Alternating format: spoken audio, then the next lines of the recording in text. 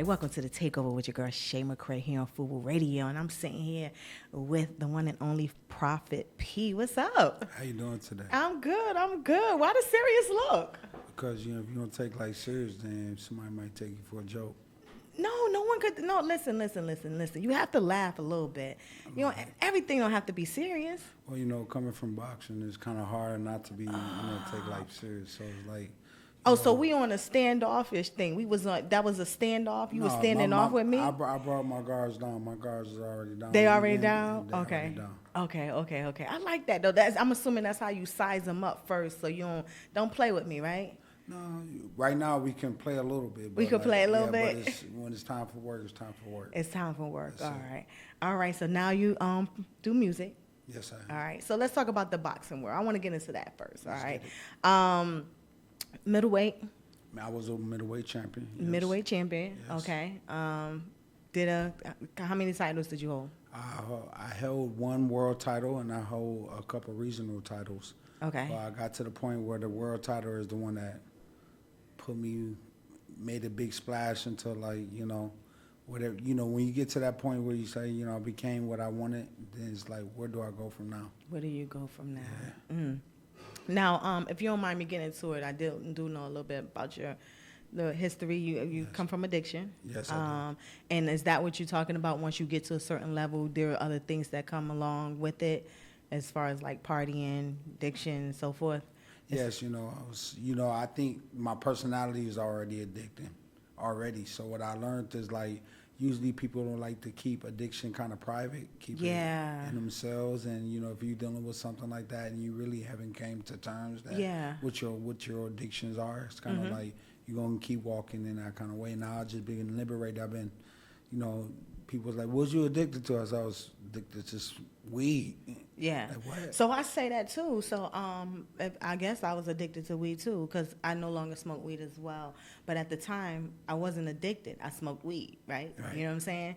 But now I can say I was addicted to weed. I smoked every single day. Yes. There was a time I couldn't even go to sleep without smoking weed. Or get up. I would get up, but it's when I'm saying I had to get up and smoke. Get up and smoke, exactly. So when you say that, for you, what would be the advice that would you say that the first step to noticing your addiction? Well, I would just ask you, so why you smoke weed? And then you get to the point where you're saying, well, it helps my anxiety. Then I'm like, are you a doctor? If you're a doctor, why you self-diagnosing yourself? What's the medicine? Now, marijuana is my medicine. I said, well, medicine, when you have a headache, you had to take a Tylenol or aspirin or Motrin to cure your headache. But are you being cured? Because if you're not being cured of that, then yourself is doing drugs. That's what it is. Yeah. So it's funny you say that, because I would say the same thing. But now, since I've quit, why is the question, why did you quit smoking weed? Like, why do I need a reason? You know what I'm saying? It's because do you need marijuana? Yeah. And that's why I got to the point, why am I smoking it and why I do it every day? Yeah. And my personality knowing it, I can't have a fast car because I like to go fast. Yeah. And if I'm smoking weed, I'm going to be smoking a lot of weed every day. And, getting to the point where you may not even know your mood. Yeah. So you haven't smoked, so you get kind of edgy. Yeah, so things like that were happening to me, and I came to terms with those things, and, now I have a more sound mind about it. Tell me about it. Yeah, so I think that's important to ask yourself those questions. Yeah, definitely. So same here. People might think that smoking weed, oh, you okay, you good, but it definitely staggers. You're like you procrastinate a lot when you're high. You don't really need to do what you need to do. I feel like I'm very more productive.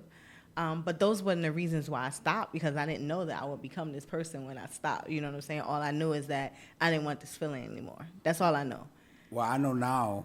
It's now, right? I know now that, even the weed is much more stronger now. They have all these brands of flavor. What's going on with that's that? GMOs. Yeah. Those are GMO, genetically modified. Yes. Ordinance, so that's what the weed is. And then I read an article, some of the people are mixing, the real... Fentanyl, yeah. Fentanyl in yes. marijuana, yes. I was actually nervous about that. I heard that recently, and I was like, are they really doing this? Yes, they are. It was never like that, Now I'm not playing with that. So that's when I don't play. I don't play with stuff like that. You know what I'm saying? Thank God. Praise God for that. So, we got to use these opportunities to, cause the people around us to maybe think about what they're doing. I think, and when I went to rehab. Did you? I went to rehab. See, I didn't do that. I just cold turkey. No, it was becoming a problem. My wife was like, we was talking to a therapist, and he's like, yeah, he was a pastor. And he's like, he thought I was called by God, and then once he heard about the marijuana story, he's like, I can never let you preach in my pulpit. And it really touched my heart. Really? Yeah, and then they wanted me to go to a center in New Jersey, and it would cost a lot of money. Like, I might as well just quit myself. And I called one of my friends, Jason Williams, who runs a rehab center in Florida called Rebound. And I went for Rebound. I was like, Jay, I'm going to come down there for a couple of weeks. Boom, boom, boom. And then when I got down there, he was like, yeah, this is the kind of program you got to be in here for like a couple months. And I was down there for a couple months, but I learned so much. I jumped out of a plane. I flew a plane that had like a venture therapy. And felt like when I jumped out the plane, it felt like all the things I was dealing with, I left it up there. It's still really? up there, yeah. Yeah, I can't do that. I'm so afraid of heights. Yeah. I think it's something and you I got to fly be. all the time. Well, you had to be able. I jumped out of. It was more scary flying the plane than jumping out of it. I jumped out of it, and I know I was like tense, and then I just let go, and then I was there. I was present in the moment. Wow. Yeah. Great story. I love it. That's just one of my biggest fears. That and mice. I'm not gonna tell you what to do with the mice. I feel like everybody's scared of something like that, and I'm not gonna take that away from you. But like jumping out of a plane is probably a challenge that you can learn to overcome that. Oh. You just gotta put yourself. I fly all the time. If I told you what I do as another job, you'll be shocked. I'll tell you later. But you're gonna be like, what? And you scared. It's about grounded. So I always had to feel grounded. And now what I do, because I always got to feel grounded, I wear shoes even in the house. Not shoes, but slippers. Like I take off my shoes at the door, put on slippers because I have to feel grounded. And I started walking around barefoot and let my feet touch the ground so I can start feeling the connecting with the earth. And that's a whole nother story, Well, I'm grounded. I'm grounded when I believe in. I live this, and being grounded on something solid is a perfect plan to have. Yeah, it is. So, but that's a great story. I didn't know that they even had rehabs for that. I'm gonna be honest with you. I didn't know it could get that bad. I thank God for just giving me the strength to leave it like that, just like that. It was. I wouldn't say it was easy, but it wasn't hard, should I say. You know what I'm saying? So I commend you for even coming up here and talking about that you even went that far, because nobody's not going to tell that they went to rehab for weed. You know what I'm saying? Because they're in their mind, they're like, oh, it's not that bad. You know what I'm saying? Now, I was planning on, when I said I'm going to stop smoking, I wasn't going to ever touch marijuana ever again in my life. And when I was down there, it was a lady down there, and I was like, this lady is so nice. What was her? She's like, yeah, she was a bad drinker. I'm like, for real? And they was telling me about the story, and revelation came to my mind. I'm like, yo, you know what? I'm not going to drink either. So I actually So you sober? I'm sober. I haven't had a drink in 4 years. Oh, but awesome. I did relapse off the marijuana, and then, I'm now 2 years clean. Okay. On marijuana, so you relapsed off the, okay. Yeah. And Jason told me that relapse is just part of, rehabbing yourself. It's like you're gonna rehab, relapse sometimes. And I did that, and I was punishing myself, and got to the point where I just like, I'm done, and moved on. Yeah. Did you like how it make you feel after the fact of quitting versus how you felt before? Yeah, I feel like I got more of a solid thought process. I know what my destination is, where I'm going, the way I think. I know how to meditate on what I'm thinking about and get rid of things that I don't need there. So before that, I was like all over the place. I was, back and forth with thoughts here and there, boom, boom, boom, and was just not consistent enough for me to be where I'm at today. I know that's right. And let's talk about where you at today, doing the music thing, Prophet P. Yes. You about to release a album It's now. It's already out. It's right already now. out. Yup. Yes. Let's talk about it. What is it? It's called The Seven Scrolls. Seven Yup. Scrolls. I'm That's going right. by Brother P. Okay. Brother P. Brother P? BROTHAP. Okay. And it's funny you saying Prophet P because that's what I was going to call myself. Really? Yeah, it was. That's So- what it says here, though. Yes. Okay. So I was all over the place trying to figure it out, you know. Never did music before, but I went on a 40-day fast. I didn't eat Okay. for 40 days. And my friends are hip hop artists that do gospel hip hop. And I brought a question to God, and I said, God, can I do this?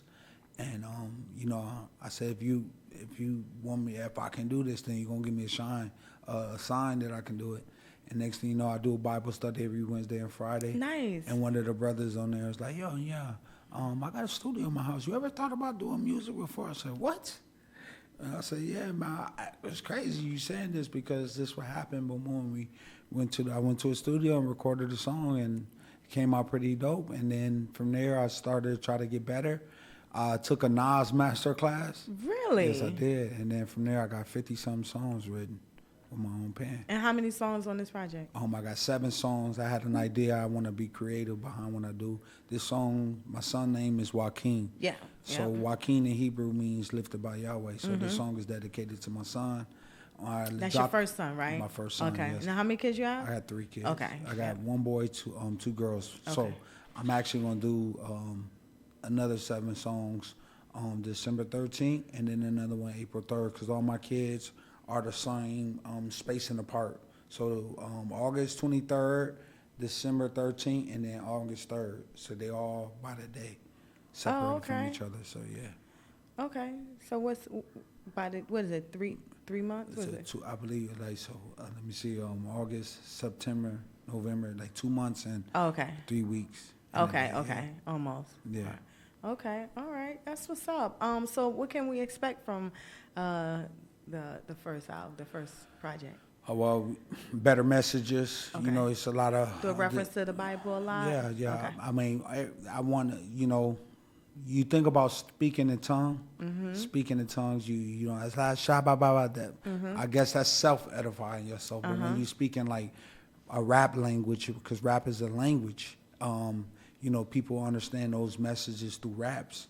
I'm speaking in the tongue of the Bible, but I do it through my experience and what I've been through, what I've seen, and help people really start thinking about themselves and thinking about what they believe. And I wanted to do that, and especially incorporating, you know, my whole lifestyle and what I do, because you only feel like you only hear from God by going to a church, but God said wherever His spirit is, at, yeah. that's what church is. More than one gather, right? Yes. Yep, you are absolutely right. Okay.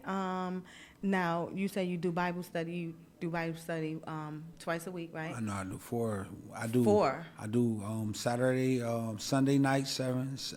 That's called Spiritual Buffet. Okay. That's on Sunday nights, Tuesday nights. We had a brother last night. I had to teach. I have a brother that basically had a daughter. His name is Jeslyn Silva. She basically just passed away, 19 years old with cancer. But she has such a promising career, but her life was cut short. And her father was on the Bible study, and we giving her a tribute about the kind of faith she had while she was living. And these type of stories. I got another former Crip member from California I knew, was in a wheelchair for 8 years and been walking in the name of Jesus for now 2.5 years now. So wow. These the type of the ministry that God has allowed me to have. Now, when you say Crip member, you said an ex-Crip? Ex-Crip, Okay, yes. Now he's banging for Christ. Okay, got you. Yeah, so, all right, yeah. that's So, what's up. Yeah, but yeah, man, it's having these impactful stories and these people that the influence is there. You know, maybe it's because of boxing, but now it's like most of these conversations not about boxing. It's only How about, do you get your message out there to inspire them to even want to transform their life, you know, to what it is that you're talking about, or even just to listen to you? Because, you know, sometimes people, you know how it go. Yes, They I want to do. listen to the bad stuff, but not really the good stuff, you know. Even I'm just gonna go a little bit further. Even when you walked in here, you immediately start talking about just certain affirmations, just with myself, the young man, the intern in here, as well as my boss. And usually, a lot of people can't walk in with that spirit because a lot of people get offended, and it's not received in the light that where it should be. But of course, because we're all good people in here, we received it with no problem. But how do you have that energy? What is it that you're giving them to inspire them to even receive you in that light? Because not everyone will. All right, so I would look at, and that's a very, very good question. So I would say, I trust God with the experiences. And, Jesus left the 99 to go get the one. So I'm never out there for a large amount of people. I'm always there for the small, narrow-minded people, the people that's really God can use in situations where it's up to the believer, me, being in place in certain situation like this, come up in here, don't even know what to expect, being natural, being myself. And, I feel anointed by the Spirit to be able to do these things. So I'm never doing something outside of what I feel that the Lord is not putting on my heart. Absolutely. Now, you say you do this to children a lot when you Yes. walk. And could you explain why? All right. So I was in the rehab, and I caught a revelation. And revelation, I'm like, man, how can I be valuable? Because I entertain so many people in boxing. How can I be valuable? He said, well, I gave you boxing. I'm like, what's that mean? He's like, so I train people and I teach them that whatever you're doing in your life, we can use the physical aspect of boxing, but we're going to fight the mental things that we all deal with. People just come into terms with the person that you're fighting with is actually the person in the mirror. So I started doing that with adults, and then it trickled down to people want to do this with their children. I had a breakthrough story. A kid was low self-esteem in New Jersey. I said, I'm going to start training you in my backyard. I started training them, and next thing you know, he about to go to college, got a girlfriend, his whole life switched around.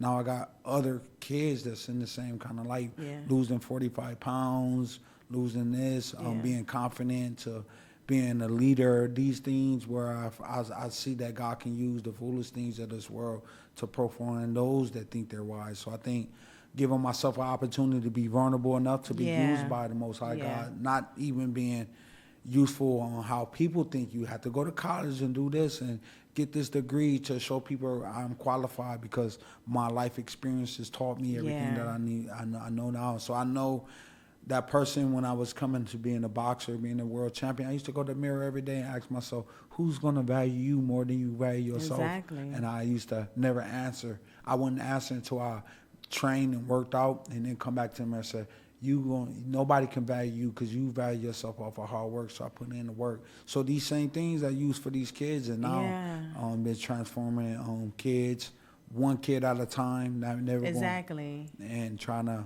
as do long as something you that's can do unnatural. one, it matters. Trust me. Because boxing itself is a very disciplined sport. I Yes. do know that. I'm extremely disciplined. I think I did box fit one time, and I was like, I don't ever want to do that again. It's I didn't know boxing was like 90% cardio. You know what I'm saying? Like, what? Like, no.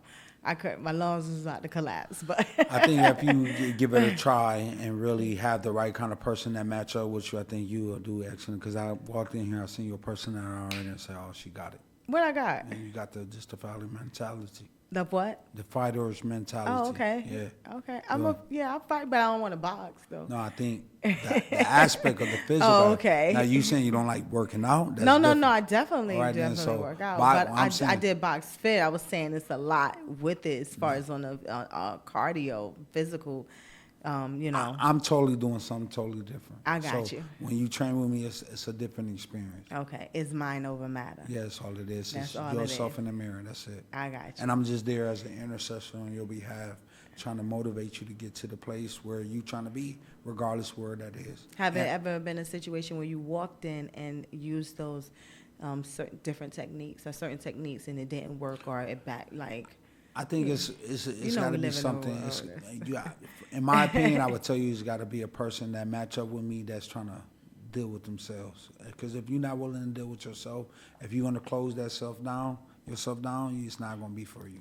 Okay, so you have walked away from someone you have tried to. Yeah, yeah. Okay. Basically, I kind of know right away when You know, I right? meet Okay. somebody. It's a discernment, right? Yes, it is. It is. Yes, I exactly. like that. You know what you're talking about. So where can we find your music? My music is all right now on all streaming platforms. Mm-hmm. You know, YouTube, Apple Music, Spotify, all that's out there. And you know, it's 7 songs, and I got a lot of inspiration in the songs, a good message in the songs, a lot of my life experiences.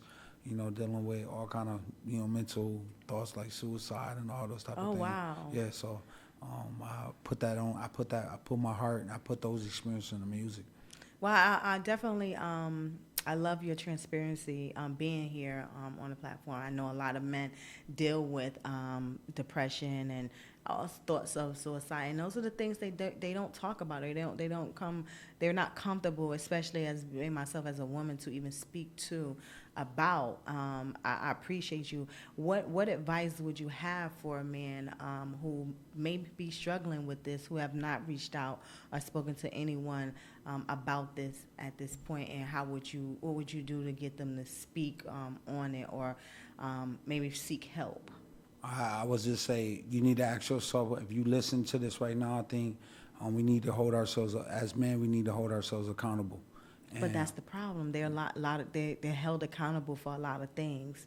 So, it's that So pressure. once you find that accountability with yourself, then you can find other people within a community that you feel comfortable, that you get led into, that's going to have that same jewel for yourself, saying, my life is about accountability.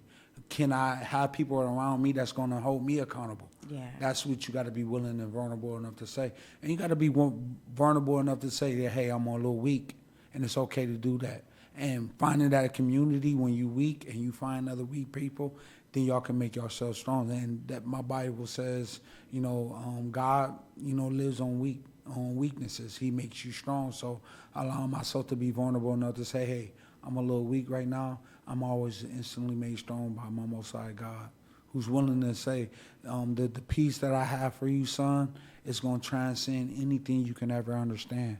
And that's the best part of, having like a God, and a God that is not tangible enough, because, God said, I'm a spirit. Those who worship him must worship him in spirit and truth.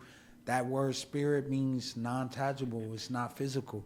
But that non-physical thing became physical and lived in the Son and made us vulnerable enough to do such a thing. Whatever God came and said, I'm going to be non-physical and then make myself physical to be with the people I created. That right there is so much power in that I think if we really honestly think about that stuff, you need to allow yourself to be a little bit vulnerable and weak enough to hold yourself accountable to that weakness so you can be made strong. If someone wants to be a part of your Bible studies and teachings, how could they reach out to you? Well, I'm on Instagram at kidchocolate.com. You can even hit me up, Peter Quillin at Peter Quillin Ministries at gmail.com.